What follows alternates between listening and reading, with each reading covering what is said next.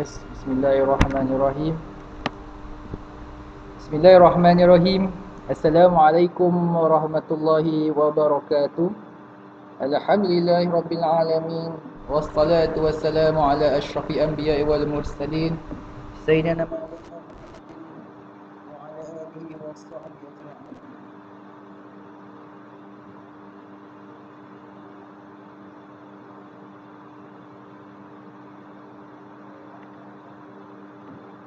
Alhamdulillahirabbil alamin. Wassalatu wassalamu ala asyrafil anbiya'i wal mursalin sayyidina Maulana Muhammadin wa ala alihi washabbihi ajma'in. Amma ba'du. Alhamdulillah. Baik. Alhamdulillah, syukur kita terhadap Allah Subhanahu taala. Jadi pada hari ini dapat kita berkumpul lagi, dapat kita mempelajari lagi mengenai kalamullah taala walaupun secara ringkas tapi amat-amat memberi banyak manfaat untuk kita.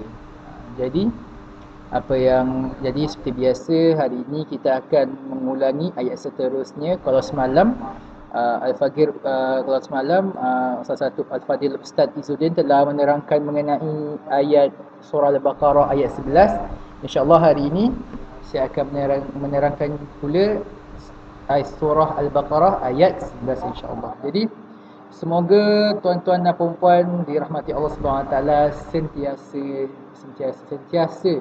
dipermudahkan segala urusan, dikabulkan segala hajat dan diberikan pelbagai kenikmatan di muka bumi dan juga di akhirat insya-Allah. Baik. Jadi hari ini kita akan mempelajari surah Al-Baqarah ayat 11 seperti saya maklumkan tadi. Jadi yang pertama, izinkan saya untuk membaca dahulu. Kemudian saya akan menjelaskan satu persatu mengenai setiap hukum-hukum tajwid. InsyaAllah dari satu persatu kalimat, satu persatu perkataan insyaAllah. Baik. Bismillahirrahmanirrahim. Izinkan saya baca dahulu tuan-tuan. A'udzu billahi minasyaitonir rajim.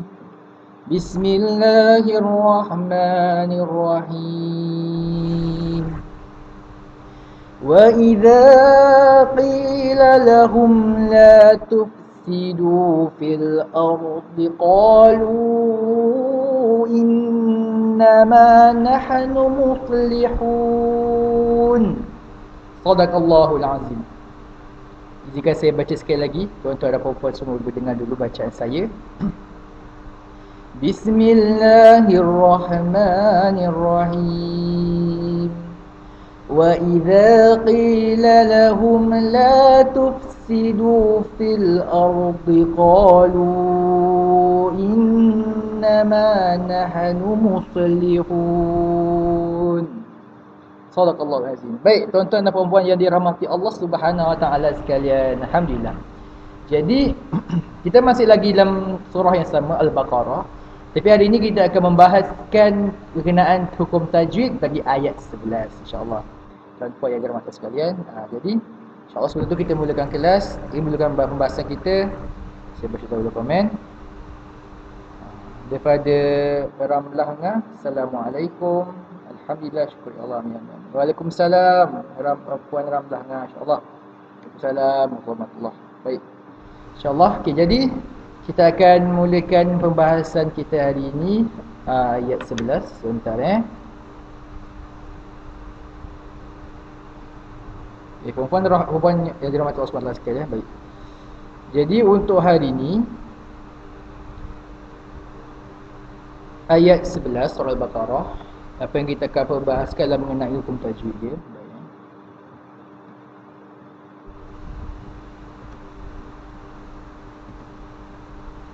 Okey. Yang pertama kita fokuskan pada ayat wa idza qila lahum. Baik, wa idza qila lahum. Di sini kita tengok wa idza qila lahum. Yang pertama kita akan fokuskan di sini bukan wa idza tapi huruf yang berada selepas huruf zal itu adalah huruf alif. Minta maaf. Huruf alif. Sebentar Huruf alif. Baik. Huruf alif itu, tuan-tuan dan puan-puan yang dirahmati Allah Subhanahu Wa Taala sekalian, huruf alif itu bermakna alif mad. Alif mad asli, yang di mana tuan-tuan dan puan-puan ketika membaca wa idza harus memanjangkan huruf zal sebanyak 2 harakat. Jadi bagaimana bacaan dia? Wa idza, 2 harakat. Itu bagi hukum tajuk pertama, iaitu hukum mad asli. Hukum alif mad asli. Itu pertama, bagi kalimat pertama. Baik, kalimat yang kedua. Kalimat kedua adalah qila. Qila. Yang kita ingin fokuskan di sini adalah huruf ya. Ya, huruf ya. Minta maaf, tak cukup bulat. Okay. Huruf ya.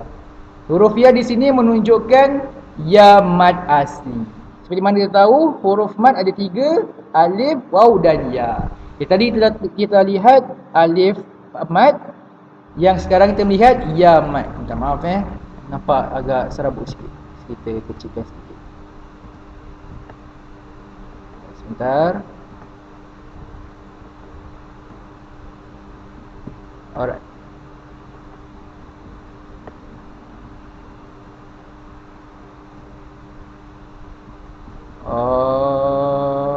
Okey. Alright. Qila. Di sini bacaan dia harus 2 harakat seperti biasa. Sama juga alif mad asli 2 harakat, ya mad asli pun 2 harakat. Jadi bagaimana tuan-tuan puan-puan baca dia? Kita baca daripada awal, kalimat awal. Wa idza qila. Zal harus panjang sebabkan kehadiran alif mad asli. Qi kena panjang sebabkan kehadiran ya mad asli. Itu adalah bagi kalimat pertama dan kedua. Kemudian lahum tidak ada apa-apa hukum. Tidak ada apa-apa hukum kecuali mim bertemu lam, itu hukum dia adalah izhar syafawi. Tidak ada apa-apa yang berbeza situ. Bacanya masih jelas. Lahum la. Di situ mim bertemu lam, hukum dia adalah izhar syafawi.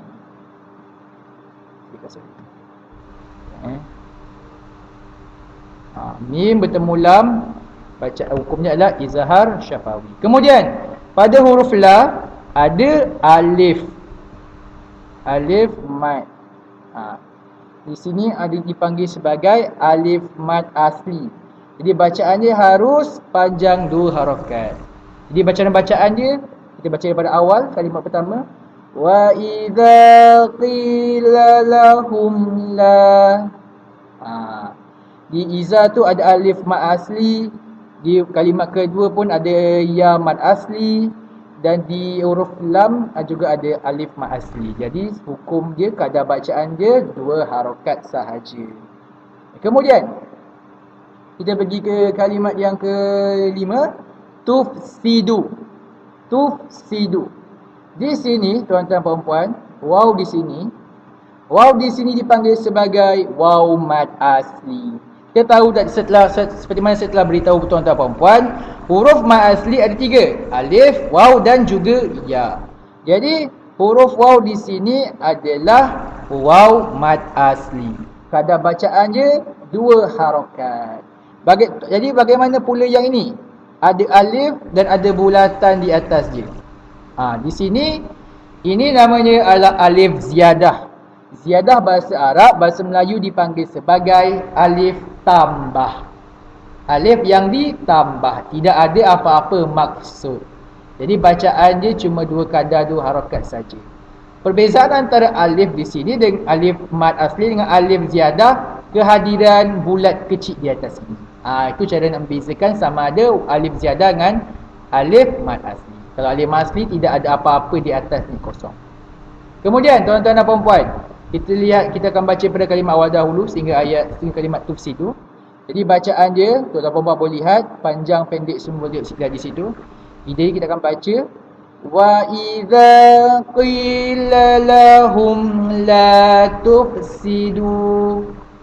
Semua kadar bacaan setakat ni bacaan 2 harakat saja. Setakat ni tidak ada tambah-tambahan, setakat ni semua kadar bacaannya hanya 2 harakat saja. Kerana cuma kehadiran huruf mad asli. Kemudian kita pergi ke kalimat seterusnya, kalimat fi. Di sini puan-puan adalah huruf ya.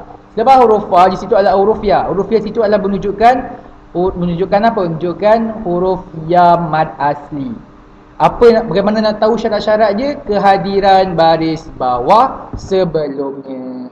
Seandainya ada baris bawah sebelumnya dan selepas huruf yang berbaris bawah itu adalah huruf ya, dia telah memenuhi syarat sebagai syarat ya mad asli. Jadi bacaan dia, panjang dia adalah, kadar bacaan panjang dia adalah 2 harakat juga.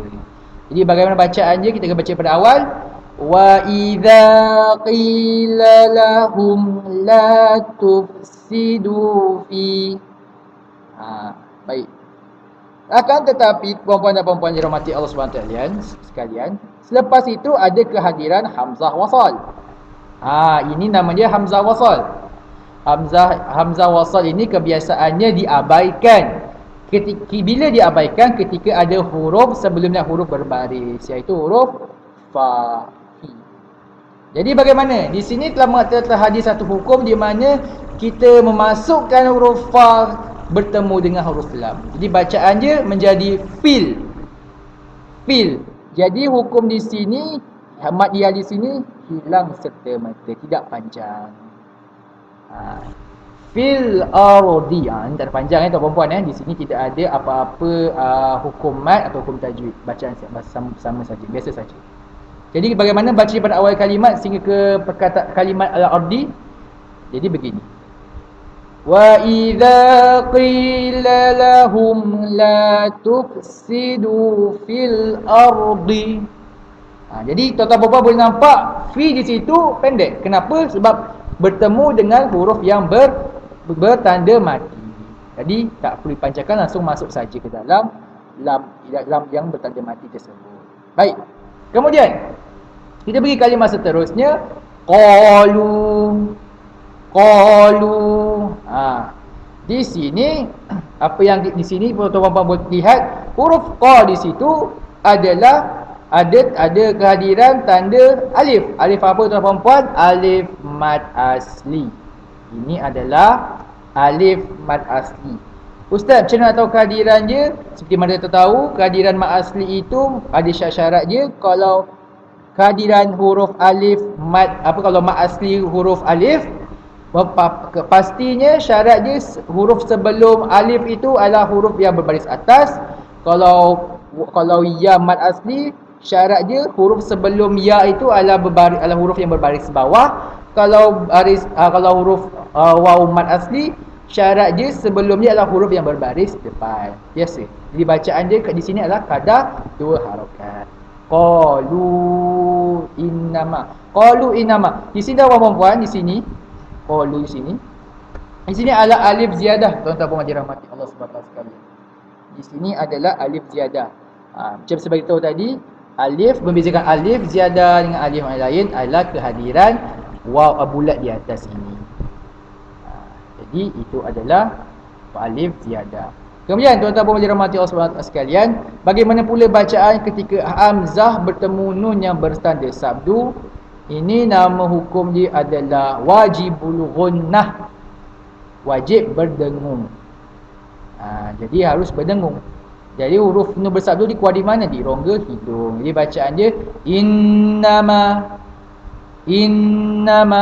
Jadi itulah bacaan wajibul ghunnah. Syarat dia adalah nun yang bersabdu bertemu dengan huruf sebelumnya huruf yang berbaris. Kemudian di huruf ma tersebut ada kehadiran alif mad asli. Jadi bacaan dia, kadar bacaan dia 2 harakat juga. Jadi macam mana bacaan daripada awal hingga akhir setakat ini? Bismillahirrahmanirrahim. Wa idza qila lahum la tufsidu fil ardi qalu innama.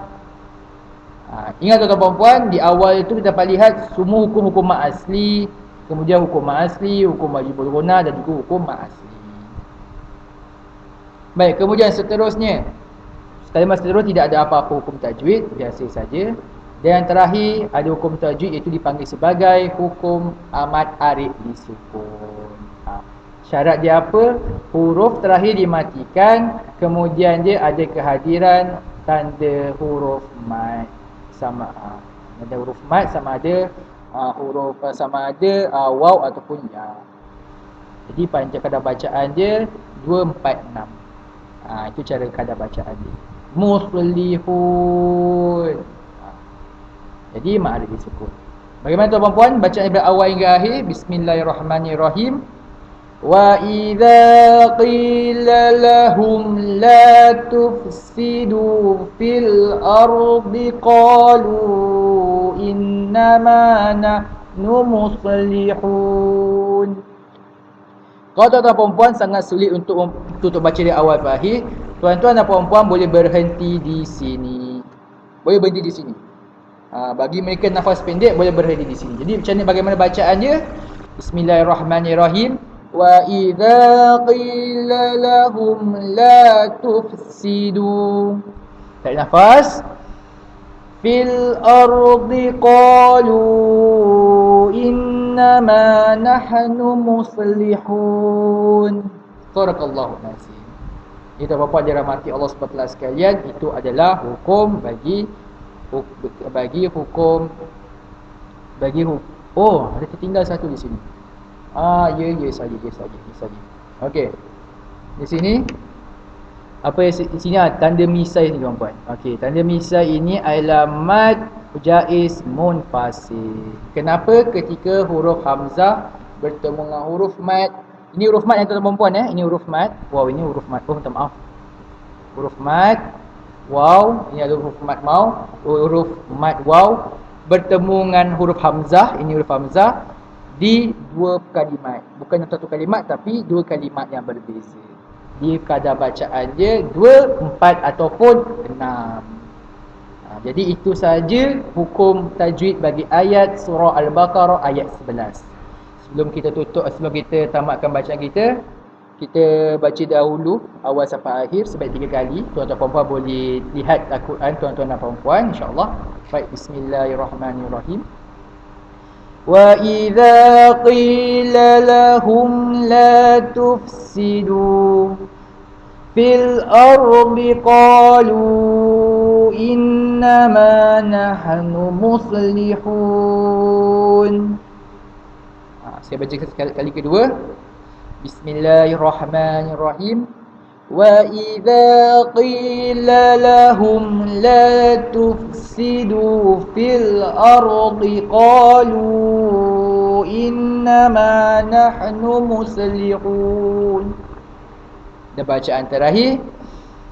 Wa idza qila lahum la tufsidu fil ardi qalu innama nahnu muslihun. Jadi itu adalah bacaan bagi ayat 11 surah Al-Baqarah. Saya ingatkan semula yang pertama, di iza ini ada kehadiran huruf alif mad asli, kadar bacaan dia 2 harakat. Kemudian di kalimat kedua ada kehadiran ya mad asli, kadar bacaan juga 2 harakat. Yang kemudian huruf mim mati bertemu huruf lam sebelah dia, hukumnya adalah izhar syafawi. Kemudian huruf lam yang bersama alif yang ada kewujudan kehadiran alif mad asli, kadar bacaannya 2 harakat juga. Kemudian tufsidu di sini adalah huruf waw mad, kadar bacaan 2 harakat. Di sini adalah alif ziyadah, tidak ada apa-apa bacaan panjang atau tokok tambah, tidak ada apa-apa tambah. Cuma baca 2 harakat saja kerana kehadiran huruf waw mad asli. Kemudian fi di sini adalah kehadiran ya yang menunjukkan ya mad asli harus panjang 2 harakat. Kemudian ini adalah hamzah wasal. Seandainya ada kehadiran huruf yang berbaris sebelumnya, ini diabaikan. Maka huruf fa yang berbaris bawah ini dimasukkan terus ke huruf lam. Jadi tak perlu baca panjang. Kemudian ardi terus huruf qalu, qa ini ada kehadiran alif huruf mad asli, kadar bacaan dia 2 harakat juga. Lu di mana huruf mad bertemu dengan huruf hamzah di 2 kalimat yang berbeza, hukum dia adalah mad jaiz munfasil yang kadar bacaan dia sama ada 2, 4 ataupun 6. Kemudian Kemudian di sini adalah hukum wajibul gunnah, di mana nun bersabdu sebelumnya adalah huruf yang berbaris atau bawah, yang baris bawah. Jadi bacaan dia kena berdengung. Tuan-tuan perempuan dirahmati Allah SWT sekalian. Okey. Kemudian huruf mim bertemu huruf alif mad asli, sama juga bacaan dia 2 harakat. Kemudian tidak ada hukum apa-apa hukum di sini. Kita terus ke ayat terakhir, iaitu hukum mad arid disukun. Itu saja untuk hari ini tuan-tuan puan yang dirahmati Allah Subhanahu wa taala. Baik. Jadi ini adalah hukum tajwid yang berada dalam ayat 11 surah Al-Baqarah. Bagi tuan-tuan puan yang membuka Al-Quran sekarang, tuan-tuan puan ada pensel, boleh tandakan insya-Allah, supaya ketika tuan-tuan puan membaca semula ayat 11 pada waktu-waktu lepas solat ataupun waktu yang lain, tuan-tuan puan dapat peka dan dapat tahu di sini tempat yang harus panjang, di sini tempat yang harus didengungkan bacaan, yang harus disamarkan bacaan, yang tak perlu ditambah tak perlu ditambah panjang, dan juga tempat di mana harus disabdukan, dan juga beberapa lagi hukum tajwid yang lain. InsyaAllah itu sahaja daripada saya.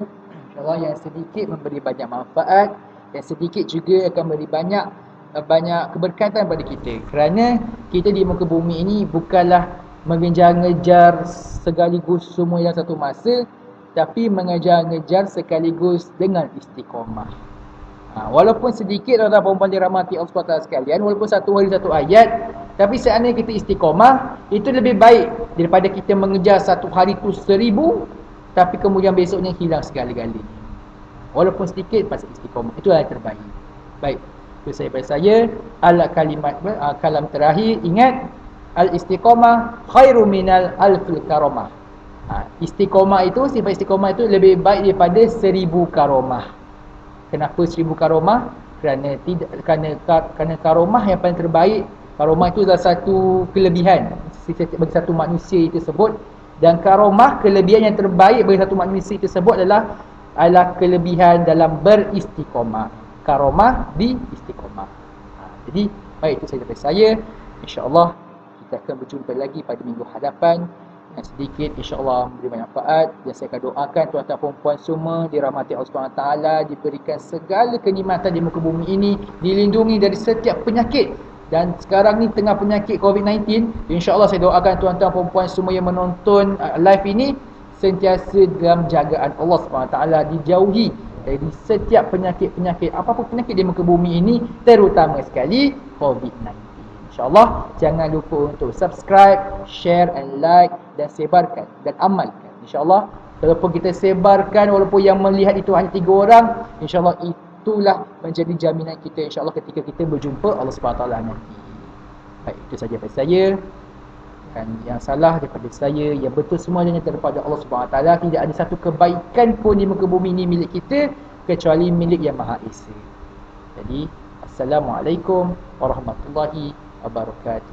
Kita tutup kita punya live pada hari ini dengan tasbih kifarah dan surah Al-Asr. Subhanakallahumma wa bihamdika asyhadu an la ilaha illa anta astaghfiruka wa atubu ilaik. Wa la asrina min sanati muslimin amanu wa amilus salihati wa tawasaw bil haqqi wa tawasaw bis sabr. Assalamualaikum warahmatullahi wabarakatuh.